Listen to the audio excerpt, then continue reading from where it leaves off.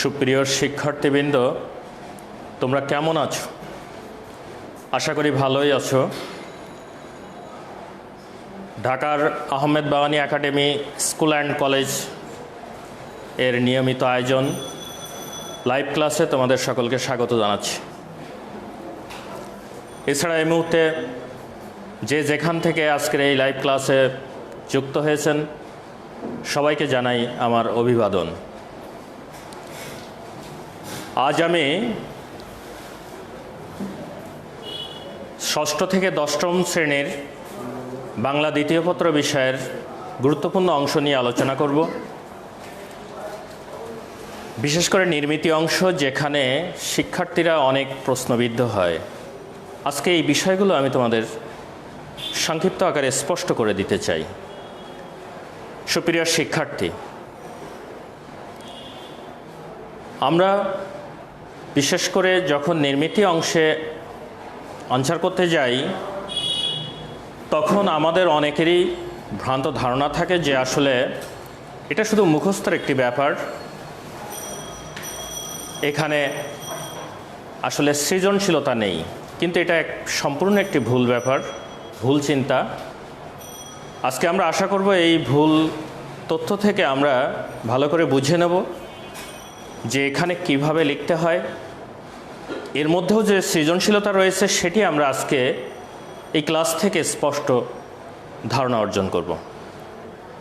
প্রিয় শিক্ষার্থী, আজকের এই ক্লাসটি ষষ্ঠ থেকে দশম শ্রেণীর শিক্ষার্থীদের জন্য সবার জন্য গুরুত্বপূর্ণ। তবে একটি বিষয় আমি স্পষ্ট করে দিই যে বিশেষ করে প্রতিবেদন, এই প্রতিবেদন বিষয়টি ষষ্ঠ থেকে অষ্টম শ্রেণী পর্যন্ত তোমাদের জন্য প্রযোজ্য নয়।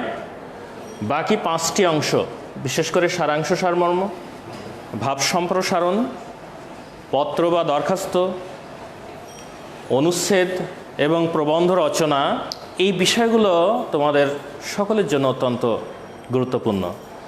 এই জন্য আমি আহ্বান করব এই মুহূর্তে ষষ্ঠ থেকে দশম শ্রেণীর শিক্ষার্থীরা তোমরা আজকের ক্লাসটি গুরুত্বের সাথে দেখার চেষ্টা করবে। প্রিয় শিক্ষার্থীবৃন্দ,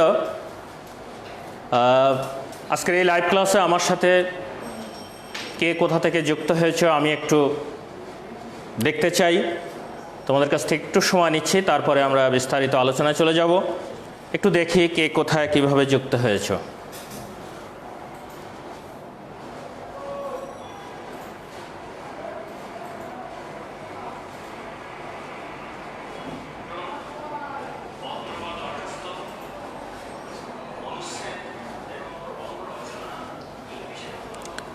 আমি দেখছি অনেকেই যুক্ত হয়েছ। এছাড়া আমাদের অনেক সহকর্মীবৃন্দ তারা যুক্ত হয়েছেন। আমি সবাইকেই অভিনন্দন জানাচ্ছি। আর এখনও যারা যুক্ত হও নাই, তোমাদের যারা বন্ধু আছে সবাইকেই শেয়ার করে দেওয়ার চেষ্টা করো। দেখি আমরা চলে যাই বিস্তারিত আলোচনায়। সুপ্রিয় শিক্ষার্থী, আমরা আজকের এই আলোচনায় সব বিষয়গুলো আনতে পারবো না। আমরা আজকে দুটি বিষয় নিয়ে আলোচনা করব, সারাংশ সারমর্ম এবং ভাব সম্প্রসারণ। প্রিয় শিক্ষার্থী, তোমাদের জ্ঞাতার্থে জানাচ্ছি যে আগামীকাল ঠিক এই সময়েই আমি তোমাদের সাথে লাইভে থাকবো। বাকি অংশগুলো নিয়ে তোমাদের সাথে আলোচনায় থাকবো। এর জন্য অবশ্যই তোমরা আগামীকালকে হাজির থাকবে। আমি আজকে সারাংশ এবং সারমর্ম নিয়ে একটু তোমাদের সাথে সমস্যাগুলো আলোচনা করতে চাই। হয়তোবা তোমরা বাসা থেকে অনেকেই চিন্তা করো যে এটি একটি মুখস্থ করার বিষয়, এটি মুখস্থ করে লিখতে হবে, লিখলেই নম্বর। কিন্তু আসলে আমরা আজকে থেকে এই ধারণাটি একেবারেই ঝেড়ে দেব। এখানে যে অনেক কিছু বোঝার রয়েছে সেই বিষয়টি আমি এখন তোমাদের স্পষ্ট করতে যাচ্ছি। প্রিয় শিক্ষার্থী, মুখস্থ শব্দটি আমরা একেবারেই মাথা থেকে ঝেড়ে ফেলব, বরং এর পরিবর্তে আমরা চেষ্টা করব আত্মস্থ বা অন্তরে ঢুকিয়ে নেওয়া, মনের মধ্যে গুছিয়ে নেওয়া, এই বিষয়টি যদি আমরা বলার চেষ্টা করি, তাহলে আমার মনে হয় ভালো লাগবে। তো যাই হোক, সারাংশ, সারমর্ম বিশেষ করে ষষ্ঠ থেকে দশম শ্রেণী উচ্চ মাধ্যমিকেও থাকে। তো আজকে সব থেকে বেশি তারাই গুরুত্ব দিবে ষষ্ঠ থেকে দশম শ্রেণী। তোমরা প্রায় এই সারাংশ সারমর্ম নিয়ে একটি সমস্যায় উপনীত হও। কারণ সারাংশ সারমর্ম কী আমরা জেনে নিই। আসলে আমরা যদি বলি যে সার অংশ, আসল কথা, আমি যদি বলি ভাবার্থ, আমি যদি বলি সার কথা, আমি যদি বলি মূল অংশ, আমি যদি বলি পাঠের অংশ, আমি যদি বলি পাঠ পরিচিতি, আমি যদি বলি ভাবার্থ, অনেকভাবেই এটাকে বলা যেতে পারে। কিন্তু আসলে মূল বিষয়টি হচ্ছে যে যখন একজন লেখক কোনো বিষয় লেখেন, তখন তার মধ্যে অনেক উপমা, উদাহরণ, তারপরে এর মধ্যে ছন্দ, অলংকার, রস এত বেশি হয়তো তোমরা বুঝবে না, কিন্তু আমরা জানি এর মধ্যে অনেক কিছু দিয়ে একটা লেখা আমাদের কাছে পাঠকের কাছে উপস্থাপন করেন। আমাদের পরীক্ষায় শুধুমাত্র একটি অংশ উঠিয়ে দেওয়া হয় প্রশ্ন হিসেবে, তবে সেখানে একটা গদ্যাংশ থেকে থাকে, একটা কবিতাংশ থেকে থাকে। তো সাধারণভাবে আমরা গদ্যাংশকে সারাংশ বলি, আর পদ্যাংশকে আমরা সাধারণভাবে বলে থাকি সারমর্ম। কিন্তু আসলে এটা যে বলতেই হবে এমন কোনো বিধান নেই, সবটারই সারাংশ সারমর্ম বলা যায়। তবে সাধারণভাবে আমাদের ছাত্রছাত্রীদের বোঝার সুবিধার্থে, নাম্বারিং করার সুবিধার্থে দুটি অংশই থাকে, যে যেটাকে পছন্দ করে সেটি অ্যান্সার দেওয়ার চেষ্টা করে। তো আজকে আমি এই বিষয় নিয়ে আরও স্পষ্ট জানাতে চাই যে সারাংশ কেন মুখস্থ করতে হবে না বা মুখস্থ করা যাবে না, বা সারমর্ম মুখস্থ করা যাবে না। কারণ আমি একটু আগে বলেছি যে পাঠকের বোঝার জন্য একজন লেখক অনেক কিছু দিয়ে, উপমা, রস, অলংকার, ছন্দ, দৃষ্টান্ত সব কিছু দিয়ে একটা লেখা আমাদের কাছে উপস্থাপন করেন, আমরা সেটা বুঝি। কিন্তু যখন আমি সারাংশটা লিখতে যাব বা সারমর্মটা লিখতে যাব, তখন আমাকে মাথা থেকে চিন্তা করতে হবে যে যিনি এটা লিখেছেন তিনি যে অতিরিক্ত যে অলংকার, ছন্দ, অতিরিক্ত যে আমাদের সুন্দর লাগার জন্য যেগুলো ব্যবহার করেছেন, সেইগুলোকে ছাড়িয়ে ফেলতে হবে, ফেলে মূল কথাটাকে বলতে হবে। আমি তোমাদেরকে আরও একটি স্পষ্ট করি, একজন নারীর সৌন্দর্যের প্রতীক হচ্ছে অলংকার। একজন নারীর সাধারণ যে চেহারা থাকে বা একজন মানুষের যে সাধারণ চেহারা থাকে, তার সাথে আমরা যদি একটু সাজগোজ করি, তাহলে তার চেহারাটা একটু ভালো দেখা যায়। তো ঠিক তেমনি একটা লেখাকে সুন্দর করতে গেলে তার মধ্যে অলংকার, ছন্দ, দৃষ্টান্ত, রূপ, রস অনেক কিছু সুন্দর করে লিখতে হয়। কিন্তু আমি যদি ওই অলংকারগুলোকে ছাড়িয়ে দিই, আমি যদি ওগুলোকে আলাদা করে ফেলি, তাহলে কি হয়, একজন সাধারণ মানুষ হয়ে যায়। ঠিক তেমনি আমাদেরকে আজকে সারাংশ কিংবা সারমর্ম অ্যান্সার করতে গেলে এই বিষয়টি তোমাদের স্পষ্ট ধারণা অর্জন করতে হবে। তোমরা যদি মনে করো যে আমরা এটা মুখস্থ করব, তাহলে আর কোনো প্রশ্নই আমাদের বোঝার দরকার নেই, ডাইরেক্ট মুখস্থ করবা। কিন্তু যদি আজকে যদি বুঝতে চাও এটাকে কিভাবে আনসার দিতে হয়, যদি মনে করো কোনো প্রতিযোগিতামূলক পরীক্ষায় তোমরা অংশগ্রহণ করতে যাচ্ছ, সেখানে তোমার কোনো নির্ধারিত সিলেবাস নেই, সেখানে তোমাকে অ্যান্সার করতে হবে, তাহলে আজকে এই ক্লাসটি তোমাদের অত্যন্ত গুরুত্বের সাথে দেখতে হবে। প্রিয় শিক্ষার্থী, আমি একটি কথা বলে রাখি, আমাদের স্কুল কলেজগুলোতে সাধারণত এই বিষয়গুলো একটা নির্ধারণ করে দেওয়া হয়, হয়তো 6টা, 8টা, 10টা বা 12টা বা 5টা, 4টা নির্ধারণ করে দেওয়া হয় যে এর মধ্যে পরীক্ষা আসবে। কিন্তু আজকে কি তোমরা ভেবে দেখেছো যে আমরা যদি এই নির্ধারিত বিষয়ের বাইরে যদি এটার অ্যান্সার দিতে যাই, তাহলে কত বিড়ম্বনা সৃষ্টি হবে? সেজন্য অবশ্যই আমাদের এটা বুঝে নিতে হবে যে কিভাবে এটা অ্যান্সার দিতে হবে। সেই বিষয়গুলো নিয়ে আমি আজকে বোঝানোর চেষ্টা করছি। তাহলে আমি সারাংশ কিংবা সারমর্ম হচ্ছে যে বসলাম সার কথা, আসল কথা, মূল কথা। আমরা যদি আরও একটু ব্যাখ্যা করি তাহলে আরও ভালো বুঝতে পারবে। যখন কোনো আমরা মিষ্টি বা গুড় বা চিনি খাই, তখন সেটা একটা বিশাল রস থেকে, অনেক রস থেকে জ্বালিয়ে, মানে তাপ দিয়ে দিয়ে সেখান থেকে আসল রসটা, মানে মিষ্টিটা বের করে আনা হয়। ঠিক তেমনি সারাংশ কিংবা সারমর্ম আমি আগেও তোমাদের বলেছি যে অতিরিক্ত জিনিসগুলো ছাড়িয়ে দিয়ে মূল জিনিসটা আনতে হবে, সেটা আনার জন্য কৌশল বা সিস্টেম আমাকে নিজেকে তৈরি করতে হবে, নিজেকে বুঝতে হবে। আমি একটু আগে মানুষ দিয়েও তোমাদের বুঝিয়েছি যে অলংকার পড়লে যেমন অতিরিক্ত সুন্দর দেখা যায়, ঠিক অলংকারটা ছাড়িয়ে ফেললে যেমন মূল মানুষটিকে বোঝা যায়, ঠিক তেমনি এটাকে এইভাবে আমাদের আর কি ভাবতে হবে বা চিন্তা করতে হবে। আমরা এই সারাংশ কিংবা সারমর্মের একটি উদাহরণ আমি তোমাদেরকে একটু ডান পাশে আমি দেখানোর চেষ্টা করছি, একটি নমুনা হিসেবে তোমাদেরকে দেখানোর চেষ্টা করছি। তোমরা এখান থেকে একটু বোঝার চেষ্টা করো, আমি একটু পড়ে বোঝাই। এসেছে নতুন শিশু, তাকে ছেড়ে দিতে হবে স্থান, জীর্ণ পৃথিবীতে ব্যর্থ মৃত আর ধ্বংসস্তূপ পিঠে। চলে যেতে হবে আমাদের, চলে যাব তবু আজ যতক্ষণ দেহে আছে প্রাণ, প্রাণপণে পৃথিবীর সাজাবো জঞ্জাল। মানে পৃথিবীকে সাজিয়ে জঞ্জাল ছাড়িয়ে সারাবো জঞ্জাল। এ বিশ্বকে শিশুর বাসযোগ্য করে যাব আমি নবজাতকের কাছে, এ আমার দৃঢ় অঙ্গীকার। আসলে এটি তুমি ভাবছো যে এটি অনেক কঠিন, আমি মনে করব কঠিন নয়। তুমি এই শব্দগুলোকে একটু কয়েকবার পড়ার চেষ্টা করো, বোঝার চেষ্টা করো কি বলতে চেয়েছে। আমার বিশ্বাস যে তুমি যদি 3 বার 4 বার বা 2 বার 5 বার যদি পড়তে পারো, কয়েকবার তুমি রিপিট করে করে এটা পড়ো, একটু পড়ো, তাহলে এর মধ্য থেকে তুমি অবশ্যই বুঝতে পারবে যে আসলে এখানে কি বলতে চাচ্ছে।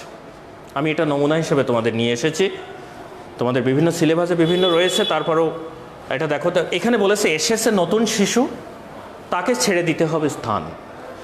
নতুনরা যখন আসবে, নতুন শিশুরা যখন আসবে, নতুন কেউ যখন আমাদের এই পৃথিবীতে আসবে, বয়স্করা বৃদ্ধরা যারা বড় হয়ে গেছে তারা আস্তে আস্তে তার স্থানটা ছেড়ে দিবে, এটাই স্বাভাবিক।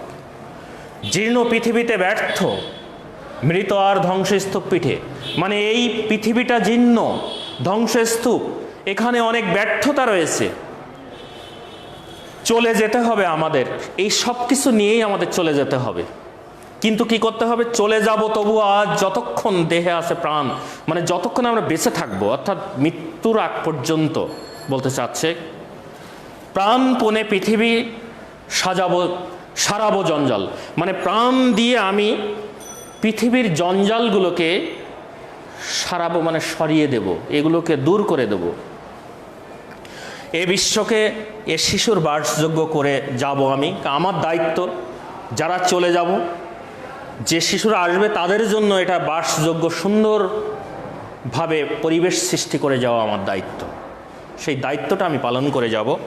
নবজাতকের কাছে এ আমার দৃঢ় অঙ্গীকার, মানে নবজাতকের কাছে এটা আমার বড় একটি অঙ্গীকার যে আমি সুন্দর একটি বাসযোগ্য পৃথিবী করে রেখে আমাকে চলে যেতেই হবে, কিন্তু আমি তাদের স্থান করে দেবো। তো এই কথাটিকে আমি যদি এত কথা না বলে আমি যদি বলি, এভাবে যদি সংক্ষেপে 2টি কিংবা 3টি বাক্যের মধ্যে যদি আমি বলি, তাহলে সম্ভব যে আসলে নতুন শিশুদের জন্য আমাদের স্থান করে দিতে হবে। বিশেষ করে পৃথিবীর সমস্ত সমস্যা দূর করে আমরা চলে যাওয়ার সময় পৃথিবীর জঞ্জাল দূর করে শিশুদের জন্য বাসযোগ্য একটি পৃথিবী তৈরি করে রেখে যাব, এটা আমাদের অঙ্গীকার। তাহলে এভাবে যদি আমি 2টি বা 3টি বাক্যের মধ্যে বা 4টি বাক্য হতে পারে, প্রশ্ন অনুসারে, বিভিন্ন প্রশ্নের ধারা অনুসারে হতে পারে, এভাবে যদি আমি লিখে দিই তাহলে যথেষ্ট। এখন আমরা আসলে শুধু কি করি? সারাংশ মুখস্থ করতে হবে, সারমর্ম মুখস্থ করতে হবে, কোনটি ছোট সেটা বাছতে হবে। আসলে এই সমস্ত ধ্যান ধারণা থেকে আমাদেরকে দূরে সরে গিয়ে আজকের এই আলোচনা থেকে আমরা আজকে ভাষা একটু বোঝার চেষ্টা করব। যে কোনো কোশ্চেন যেটি তোমার সারাংশ সারমর্ম হোক না কেন, সেটার মূল কথাটি, আসল কথাটি আসলে তোমাকে বুঝে লিখতে হবে। সেজন্য আমি আজকে তোমাদের বলে দিচ্ছি, তোমরা 5 বার পড়বে, পড়লেই অ্যান্সার করতে পারবে। আর এই ধারণাটা অর্জন করাই আজকে সারাংশ সারমর্মের মূল উদ্দেশ্য। আমরা যদি আসলে সৃজনশীল হতে চাই, আমাদের মধ্যে যদি মানে সৃজনশীলতা তৈরি করতে চাই, তাহলে এভাবে ভাবতে হবে। আর যদি আমরা যদি নিজেকে যদি বদ্ধ রাখতে চাই, আমরা যদি ঘরের মধ্যে আটকে রাখতে চাই, আমরা যদি শুধু মুখস্থ করে নম্বর পেতে চাই, তাহলে আগের নিয়মে চলতে হবে যে শুধু মুখস্থ করব না, এই বুঝবো না, এটাকে মুখস্থ করে শুধু আনসার করব। এই বিষয়গুলো থেকে তোমাদের আজকে ধারণা নিতে হবে। আমি আর সার অংশে গেলাম না, সারাংশ শেখানোও একই অবস্থা, আমি সেটাকে গেলাম না এই কারণে, সারাংশটা আমরা জানি গদ্যাংশ থেকে থাকে, সেখানে তোমাদের বুঝতে আরও সুবিধা হয়। কিন্তু সারমর্মটি বিশেষ করে কবিতা আকারে থাকে, এই কবিতাগুলো অনেক সময় বুঝতে কষ্ট হয় বলে আমি আসলে এই বিষয়টি তোমাদের কাছে আনার চেষ্টা করেছি। তোমরা একটু বিষয়টি ভাবার চেষ্টা করবে। আমি আজকে এটা বুঝিয়ে দিয়েছি বলে এই নয়, যেটি হোক না কেন আমার মানে কথা যে কয়েকবার পড়লে অবশ্যই দু একটি শব্দের সমস্যা হলেও তোমরা ওই শব্দগুলো ভাবে বুঝে নিতে পারবে আসলে কি বলতে চেয়েছে। অন্তত মনে করবো যে কয়েকবার পড়লে তোমরা 90% ভাবটা বুঝে যাবে। এভাবে আনসার করার চেষ্টা করবে, তাহলে আমি আশা করি সমস্যা হবে না। তো ঠিক আছে, এরপরে আমরা 2 নম্বর বিষয়টি নিয়ে আলোচনা করব, ভাব সম্প্রসারণ। এই বিষয়টি তোমাদের নিয়ে বিস্তারিত আলোচনা করব। আমি একটু এই ফাঁকে দেখে নিতে চাই এই মুহূর্তে আমাদের কোন শিক্ষার্থী কে কীভাবে যুক্ত হয়েছ। অনেকেরই দেখছি, অনেকেই সালাম দিয়েছ। ওয়ালাইকুম আসসালাম। ওয়ালাইকুম আসসালাম।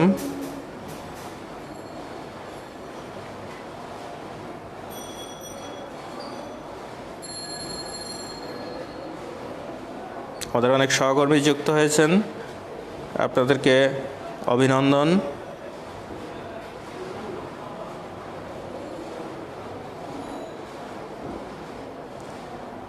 ধন্যবাদ তোমাদের, অনেকেই যুক্ত হয়েছ। আরও যাতে যুক্ত হতে পারে চেষ্টা করো সবাইকে শেয়ার করে দেওয়ার। ঠিক আছে, আমরা বাকি অংশে চলে আসি। আমাদের আরেকটি আলোচনা রয়েছে আজকে। আমি বলেছি আগামীকাল আমি আবার লাইভে আসবো। এখানে ভাব সম্প্রসারণ, আমরা আসলে এক্ষেত্রেও আমাদের একটা প্রতিবন্ধকতা রয়েছে। আমরা এখানে এটাকে মনে করি মুখস্থ করতে হবে।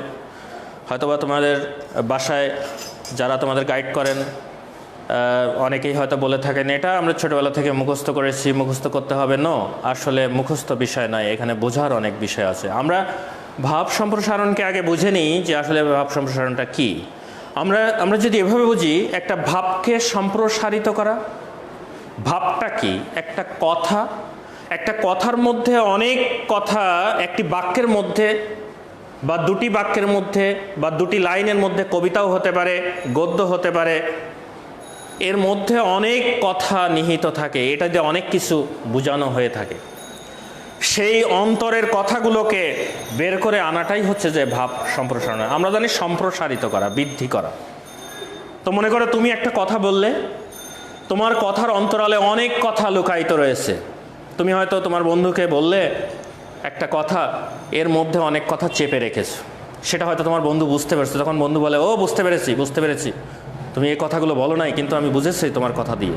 তো ওই যে অন্তর্নিহিত যে কথা, ভেতরের যে কথা, এই কথাগুলো ফুটিয়ে আনা বা ফুটিয়ে তোলা বা ফুটিয়ে লেখাটাই হচ্ছে যে ভাব সম্প্রসারণ। আমরা যদি আরও এটাকে খুব সহজ করতে চাই, তোমরা খেয়াল করবে, আমরা যদি একটা স্প্রিংকে যদি ছেড়ে দিই তাহলে এটা ছোট হয়ে থাকে। অপরদিকে আমরা যদি এটাকে টানতে যাই তাহলে দেখো অনেক লম্বা হয়ে যায়। তো যখন ছোট হয়ে থাকে সেটাকে আমরা প্রশ্নই বলি, ভাব সম্প্রসারণের একটি প্রশ্ন। যেমন আমরা যদি বলি জন্ম হোক যথাতথা কর্ম হোক ভালো, আমরা যদি বলি সাহিত্য হলো জাতির দর্পণ স্বরূপ, আমরা যদি বলি যে শৈবাল দিঘিরে বলে উচ্চ করি শির, লিখে রাখো এক ফোঁটা বা রেখো এক ফোঁটা, দিলেম শিশির বা দিলাম শিশির। তো এই যে কথাগুলো, এর মধ্যে আসলে অন্য একটা বিষয় বোঝাতে চায়, এর মধ্যে অনেক অন্তরঙ্গ কথা রয়েছে, ভেতরের কথা রয়েছে। এই বিষয়গুলো ফুটিয়ে তুলতে হবে বা এইগুলোকে বিস্তারিত আলোচনা করাই হচ্ছে যে ভাব সম্প্রসারণের কাজ। এখন তোমাদের কাছে যদি তোমরা প্রায় আমাদেরকে, যখন আমরা শ্রেণীকক্ষে থাকি তখন প্রায় আমাদেরকে প্রশ্ন করতে থাকো, এটা কত পৃষ্ঠা লিখতে হবে, কত বড় করতে হবে, কি লিখতে হবে, কোন বইটি পড়তে হবে, কোন বইতে ভালো লেখা রয়েছে, ইত্যাদি ইত্যাদি প্রশ্নের আনসার দিতে গিয়ে আমরা একেবারে হিমশিম খেয়ে যাই। অনেক সময় আমার বিব্রতকর অবস্থার সৃষ্টি হয়। সেক্ষেত্রে তোমাদের মাথায় রাখতে হবে আসলে এগুলো কোনো উত্তর হয় না। উত্তর হলো যে কোনো একটি প্রশ্নের যথাযথ উত্তর এই যথাযথ উত্তরের জন্য তোমাকে আসলে বিষয়টি আত্মস্থ করতে হবে, বুঝতে হবে যে এখানে কি রয়েছে, এখানে কিভাবে আনসার করতে হবে, কিছু সিস্টেম জানতে হবে, জেনে তোমাকে আনসার করতে হবে। এখানে ওই বইটির থেকে হুবহু তুমি উঠাই দিবে না, এটা না, আমাকে আসলে এই বিষয়টি বুঝতে হবে। এই বিষয়ে আমি একটু আজকে আলোচনা করব, আমি একটি দিয়ে বুঝিয়ে দেবো যে আসলে কীভাবে আলোচনা করতে হয়। তার আগে বলে দিই যে ভাব সম্প্রসারণ যখন আমরা লিখব তখন আসলে আমরা পৃষ্ঠার দিকে চিন্তা করব না, তারপরেও আমরা নির্ধারণ করি সাধারণভাবেই যে এত, কিন্তু এটা আমাদের মূল বিষয় না। আমরা চেষ্টা করব যে এটাকে সাধারণত তিনটা অংশে, তিনটা অনুচ্ছেদে ভাগ করা চেষ্টা করব। বাট করতে হবে এমন কোনো কথা নেই, করলে আমার মনে হয় এটা খুব ভালো হয়, মানে বোঝাতে সুবিধা হয়। কিন্তু এই তিনটা অনুচ্ছেদের কোনো আমরা পয়েন্ট লিখব না। যেমন তোমরা অনেকে লিখে থাকো মূল ভাব বা মূল কথা, তারপরে অনেকে দিয়ে থাকো সম্প্রসারিত ভাব, তারপরে অনেকে লিখে থাকো যে মন্তব্য। আমি বলবো যে এই কথাগুলো আমরা পয়েন্টে আনবো না, কিন্তু আমরা ধারাবাহিকভাবে পার্ট পার্ট করে লিখব, সেই বিষয়গুলো আমি আলোচনা করব। আমি বলেছি সাধারণত তিনটা প্যারা করে লেখা যায়, কোনো কোনো ক্ষেত্রে চারটা করা যায়, প্রয়োজন নেই, তিনটাই যথেষ্ট। তো আমি যেটা বলতে চাচ্ছি যে প্রথম অংশে আমরা মূল কথাটি, আসল কথাটি লিখব, কিন্তু আমরা কোনো পয়েন্ট ইউজ করব না। পয়েন্টে গেলে অনেকে বিব্রতকর অবস্থার সৃষ্টিবোধ করেন, অনেক টিচার অনেকভাবে চিন্তা করেন, সেই জন্য আমরা এদিকে যাব না, এদিকে না যাওয়াই বেটার। আর এটা দিয়ে আসলে ওইভাবে বোঝানো যায় না। অপরদিকে আমরা সম্প্রসারিত ভাব, ভাবটাকে আমরা সম্প্রসারণ করব, এটাকে বৃদ্ধি করব, মানে বিস্তার বর্ণনা লিখব। এখানে উদাহরণ, উপমা, দৃষ্টান্ত, যেমন মানে আমি ফার্স্টেই তোমাদের বলেছিলাম যে একজন লেখক যখন কোনো পাঠকের কাছে কিছু প্রকাশ করতে চায় তখন তার মধ্যে ছন্দ, অলংকার, রূপ, তারপরে এর মধ্যে তোমার দৃষ্টান্ত, উদাহরণ, উপমা ইত্যাদি দিয়ে সুন্দর করে লিখতে পারে। সেই বিষয়গুলো দিয়ে তুমি মাঝখানে সম্প্রসারিত ভাবের মধ্যে লিখতে পারো। সেটার জন্য তোমাকে বেশ আলোচনা করতে হবে, বেশ বিস্তারিত দরকার। তারপরে শেষে তুমি আসলে ওই বিষয় সম্পর্কিত তোমার বক্তব্যটা তুমি শেষ কথায় তুমি সমাপ্ত করো। সেখানে আমি পয়েন্টের বিষয়টি সবসময় আমরা অ্যালাউ করি না। তোমরা অনেকে বইয়ের মধ্যে থাকে, সেটা দেখে তোমরা ওইভাবে উঠিয়ে দাও, সেক্ষেত্রে নাম্বারিংয়ে আমাদের সমস্যা হয়, আমরা নাম্বার দিতে যাই, আমরা বিব্রতকর অবস্থার মধ্যে পড়ি। তো সেক্ষেত্রে আমি আজ একটি ভাব সম্প্রসারণ নিয়ে একটু আলোচনা করব, তোমরা একটু খেয়াল করার চেষ্টা করো। অনেক ভাব সম্প্রসারণ অনেক রয়েছে, তার মধ্যে আমরা যদি একটু দুই একটি নিয়ে আলোচনা করি তাহলে একটু হয়তো আমাদের সমস্যাগুলো একটু দূর হবে যে কিভাবে আলোচনা করতে হবে। যেমন আমি একটু আগে মনে হয় বলেছিলাম যে শৈবাল দিঘিরে বলে উচ্চ করে শির, লিখে রাখো এক ফোঁটা দিলাম শিশির বা দিলাম শিশির। এখন এছাড়া আরও অনেক ভাব সম্প্রসারণ রয়েছে। তো সেই ভাব সম্প্রসারণগুলো আমরা একটু দেখো, আরও অনেক রয়েছে। যেমন কেরোসিন শিকা বলে মাটির প্রদীপে, ভাই বলে ডাকো যদি দেব গলা টিপে, হেনকালে আকাশেতে উঠিলেন চাঁদা, কেরোসিন শিকা বলে এসো মোর দাদা। তো এখানে যদি আমরা আসলে কি বলতে চেয়েছে, যে আসলে এটা দ্বারা বোঝাতে চেয়েছে যে কেরোসিন হচ্ছে যে এক ধরনের পদার্থ যেটার মাধ্যমে বাতি জ্বলে। অর্থাৎ আমরা যদি কোনো সলতা বা পলতে দিয়ে এটাকে সংযোগ দিই তাহলে ওই তেলের মাধ্যমে জ্বলে। এটা বেশি প্রজ্বলিত হয় না, হালকা জ্বলে। মাটির প্রদীপে বলছে মাটির প্রদীপটা কি আরও কম জ্বলে, একেবারেই টিমটিম করে জ্বলে। তখন বলছে যে তুমি যদি আমার দাদা বলে ডাকো আমি তোমার গলা টিপে দেবো। এরপরে কেরোসিন শিকা দেখছে উপরে চাঁদ উঠেছে, চাঁদের বিশাল আলো। তখন চাঁদকে দেখে বলছে এসো মোর দাদা। তার মানে সমাজের যারা ছোট প্রকৃতির মানুষ, আমরা তথাকথিত বলি, তথাকথিত ছোট প্রকৃতির মানুষ, আমরা যাদেরকে ছোট বলি, আসলে ছোট বড় বলে কিছু নাই। এই মানুষদেরকে বড়রা কি করে অবজ্ঞা করে, অবহেলা করে, তাদেরকে গুরুত্ব দেয় না, বলে আমাকে দাদা বলে আমার পাশে আসবি না, আমার কাছে আসার দরকার নেই, আমি আসলে তোমাকে কিন্তু আমি ঘৃণা করব। অপরদিকে যখন বড় মানুষের কাছে যায়, যিনি অনেক ধনাঢ্য, যার থেকে কিছু পাওয়া যাবে, তার কাছে গেলে তখন তাকে হুজুর হুজুর করে, দাদা বলে, ভাই বলে, আবা বলে, মামা বলে, খালু বলে, চাচা বলে। এই যে সমাজের একটি চিত্র এর মধ্যে অন্তর্নিহিত, এটি বোঝাতে চেয়েছে। এই জন্য বলা হচ্ছে কেরোসিন শিখা বলে মাটির প্রদীপে, ভাই বলে ডাকু যদি দেব গলা টিপে, হেনকালে আকাশেতে উঠিলেন চাঁদা, কেরোসিন শিখা বলে এসো মোর দাদা। এভাবে আমাদের বিষয়টাকে বুঝতে হবে। আবার যদি বলি শৈবাল দিঘিরে বলে উচ্চ করে শির, লিখে রাখো এক ফোঁটা দিলাম শিশির বা দিলাম শিশির। শৈবাল হচ্ছে যে সাধারণত আমরা দেখি যে পানির উপরে যে শ্যাওলা, সেইগুলোকে বলা হয় শৈবাল। দিঘিরে বলছে যে উচ্চ করে আমি তোমাকে পানি দিলাম, তার উপরে যে সকালে যে কুয়াশার পানি পড়ে থাকে, সেই পানিগুলো যখন গড়িয়ে নিচে পড়ে যায় তখন বলছে আমি তোমাকে পানি দিলাম, তুমি লিখে রেখো। কিন্তু দিঘির পানিতে যে আসলে শৈবাল জন্মিয়েছে এটা তা সে ভুলে গেছে। অনেক সময় আমরা বাবার কাছ থেকে টাকা নিয়ে বাবাকে যখন টাকা দিই, 100 টাকা দিই, বাবাকে বলে দিই বাবা আমি কিন্তু তোমাকে টাকা দিলাম, কিন্তু ছেলে বোঝে না যে আসলে টাকাটা বাবার বা বাবার কাছ থেকে আমি নিয়েছি।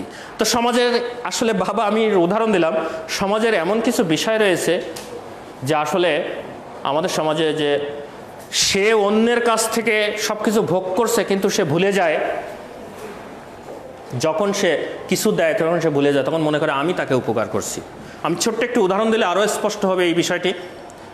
যেমন একজন বন্ধু আরেকজন বন্ধুর কাছ থেকে প্রতিদিন নাস্তা খায় টিফিনের সময়, কিন্তু একদিন অনেক কষ্ট করে যে বন্ধু প্রতিদিন নাস্তা খায়, ওই বন্ধু আরেক বন্ধু যে বন্ধুর কাছ থেকে নাস্তা খায় তাকে বলছে বন্ধু আজকে আমি তোমাকে খাওয়াবো, এবং সে খুব বারবার বলছে যে আমার এই বিষয়টি তুমি মনে রেখো। তো তখন সে ভাবছে না যে আমি তো প্রতিদিন তার কাছ থেকে নাস্তা খাই। তো সমাজের যে এই যে মানে আসলে যে বিষয়টি, এই যে মানে এই সমস্যাটি তুলে ধরার মূল বিষয়টি হচ্ছে যে শৈবাল দিঘিরে বলে উচ্চ করে শির, লিখে রাখো এক ফোঁটা দিলাম শিশির। এরকম সমাজের অগণিত বিষয়গুলো ফুটে ওঠে আমাদের ভাব সম্প্রসারণে। আমি তোমাদের আরেকটু স্পষ্ট করব যে ভাব সম্প্রসারণ যখন আমরা লিখব, আমি তো ফার্স্টেই তোমাদের বলেছি যে করতে হবে, আর এর সাথে আর কিছু বিষয় যুক্ত করতে হবে। সেটাকে আমরা গুরুচণ্ডালী দোষ করব না। আমরা যদি গুরুচণ্ডালী দোষ করি, গুরুচণ্ডালী দোষ নিশ্চয় বোঝো যে সাধু চল্লিতের সংমিশ্রণ করা যাবে না। এটি সাহিত্যের ক্ষেত্রে, লেখার ক্ষেত্রে অত্যন্ত গুরুত্বপূর্ণ একটি বিষয়। এটিকে মাথায় রাখার চেষ্টা করতে হবে। আর বানান সতর্কতা থাকতে হবে, বানানের দিকে খুব নজর দিতে হবে, বানান যেন ভুল না হয়। আরেকটি বিষয় মাথায় রাখতে হবে যে আমরা হাতের লেখা, এখন হাতের লেখা, স্যার আমার তো হাতের লেখা ভালো নয়। হাতের লেখা তোমার যেটি রয়েছে সেটি যথেষ্ট, তারপরেও চেষ্টা করবে যেটি থেকে আরও বেশি ভালো করার, যেটি আছে সেটা থেকে আরেকটু বেশি ভালো করার কৌশল, বিভিন্ন পদ্ধতি এখন রয়েছে, বিভিন্ন সিস্টেম রয়েছে, সিস্টেমগুলো থেকে অর্জন করার চেষ্টা করবো ভালোভাবে হাতে লেখা। কারণ যিনি টিচার, যিনি খাতা দেখবেন, যিনি পরীক্ষক খাতা দেখবেন, তিনি আসলে সব কিছুর একটা সৌন্দর্য দেখেন। এই জন্য বিশেষ করে সাহিত্যের ক্ষেত্রে আমরা যারা বিচার করি তখন সমস্ত বিষয়গুলোকে আমাদের বিচারের মধ্যে আসে। সেই জন্য এই বিষয়গুলো তোমাদেরকে একটু স্পষ্ট করে দেওয়ার চেষ্টা করলাম। তারপরেও হাতের লেখা আসলে গুরুত্বপূর্ণ নয়, তারপরেও সাহিত্যের ক্ষেত্রে আমরা গুরুত্ব ধরে নিই, এটাকে চেষ্টা করি গুরুত্ব দেওয়ার। তো প্রিয় শিক্ষার্থী, আমি তোমাদের বলেছি যে আমাদের নির্মিতি অংশ, বিশেষ করে তোমাদের ষষ্ঠ এবং সপ্তম শ্রেণীর এবং অষ্টম শ্রেণীতে তোমাদের বইয়ের উপরে লেখা রয়েছে বাংলা ব্যাকরণ ও নির্মিতি। এখানে দুটি অংশ রয়েছে, একদিকে ব্যাকরণ রয়েছে, নির্মিতি অংশ রয়েছে। নির্মিতি মানে নির্মাণ করা, তৈরি করা, বানানো, সৃষ্টি করা, এরকম বিষয়। নবম দশম শ্রেণীতে তোমাদের জন্য আমি এর আগের একটি ক্লাসে প্রতিবেদন নিয়ে তোমাদের বিস্তারিত আলোচনা করেছি, সুতরাং প্রতিবেদন নিয়ে আমি আলোচনা করব না। আমি বাকি আর 3টি বিষয় বাকি রয়েছে, এই 3টি বিষয় নিয়ে আগামী ক্লাসে লাইভে আসছি। সেখানে আমাদের বিশেষ করে তোমাদের যে বিরচন বই, সেখানে ব্যাকরণটা আলাদা রয়েছে আর রচনা সম্ভার নামে আলাদা একটি বই রয়েছে। তো সব মিলিয়ে আসলে নির্মিতি এই ব্যাকরণটা আলাদা, নির্মিতি অংশ আলাদা। আমি নির্মিতি অংশগুলো নিয়ে তোমাদের যে প্রশ্ন হয়, তোমাদের অনেক সমস্যা হয়, তোমরা লেখার সময় অনেক প্রশ্নবিদ্ধ হও কতটুকু লিখতে হবে। আমি শেষ কথা একটি কথা বলে রাখি, সারাংশ সারমর্ম লেখার ক্ষেত্রে ওই কথাটা একটু মাথায় রাখবে যে আমরা কখনো যেন এই 2টি 3টি বা 4টি বাক্যের বাইরে না যাই। আমরা অনেক সময় খাতা মূল্যায়ন করতে যেয়ে দেখেছি অনেকে অতিরিক্ত লিখে ফেলো। এক্ষেত্রে অবশ্যই আমরা জিরো দিতে বাধ্য হই, কারণ তুমি তো আসলে বলা হচ্ছে যে এখানে রূপ, রস, গন্ধ, অলংকার, এগুলো আসলে গন্ধ না অলংকার, এগুলো তোমাকে অবশ্যই বাদ দিতে হবে। তুমি যদি সেইগুলো রেখেই লেখো বা পুনরাবৃত্তি করো তাহলে তো এটা নম্বর পাওয়া যাবে না। ঠিক তেমনি ভাব সম্প্রসারণের ক্ষেত্রেও পুনরাবৃত্তিকে দূর করতে হবে। এভাবে আমরা লেখার চেষ্টা করব। তো আগামী ক্লাসে বাকি অংশ নিয়ে কথা হবে। তোমরা সবাই ভালো থাকবে, তোমাদের সুস্বাস্থ্য কামনা করি। সবাইকে ধন্যবাদ।